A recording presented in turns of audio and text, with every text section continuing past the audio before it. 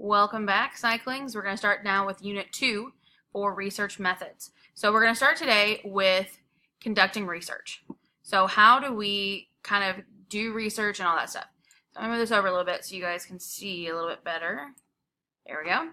All right, so our objectives today is we're going to see kind of the procedure that we follow for how to do scientific research, and then look at why it's important for us to replicate studies.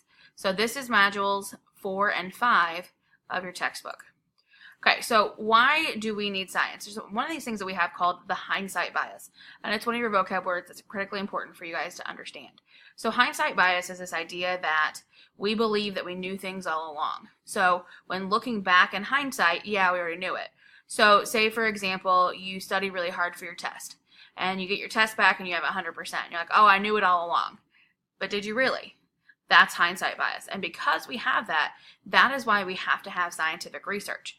Okay, so you've all probably heard the term that hindsight is 20/20. So basically what that means is when you look back, it's going to confirm whatever you think it is anyway.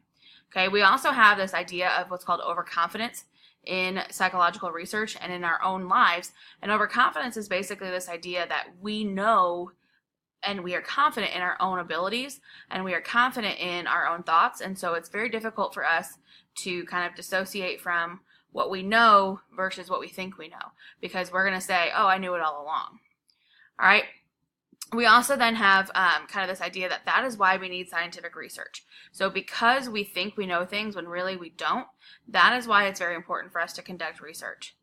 All right, so how do we research? The first thing we have to do is we have to figure out a sample. Okay, so a sample is basically a part of the population.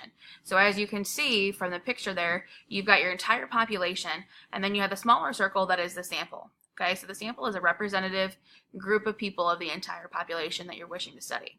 Okay, so a random sample is that people have an equal chance of being selected or not being selected.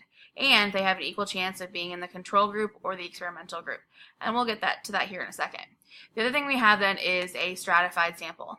And a stratified sample is basically that the makeup of the sample is exactly replicated by the replication of the population.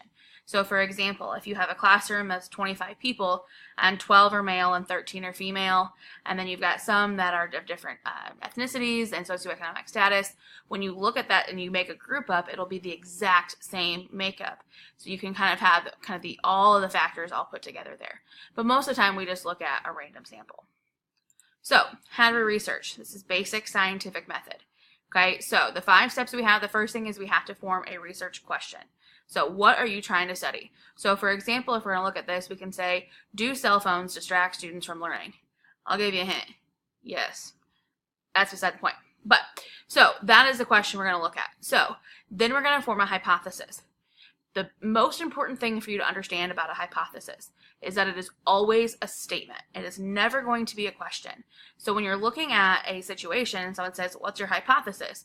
You're not going to ask a question. That's your research question. Your hypothesis is going to be that statement.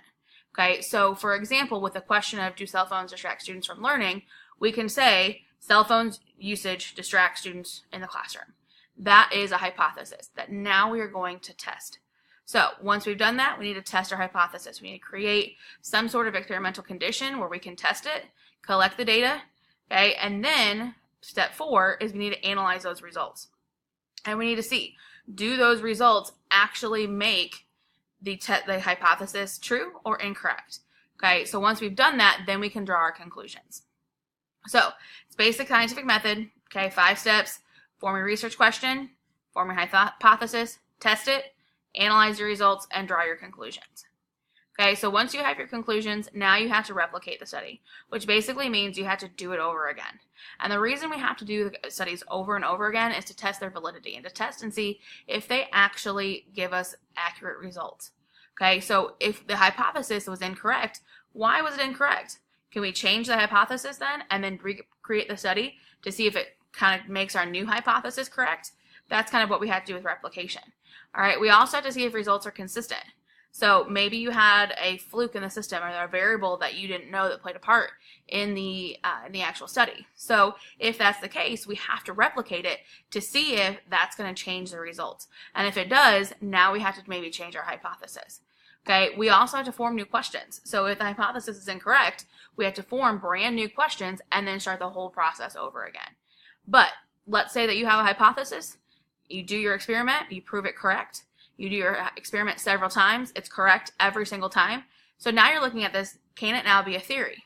Okay, and a theory, which shout out to Blake Watson, was his favorite term in AP psychology, was, is it something that is going to be true almost every time? If that's the case, it's a theory. Okay, so is it going to be something that is true all the time? Yes, it's a theory. And now we can go off of it.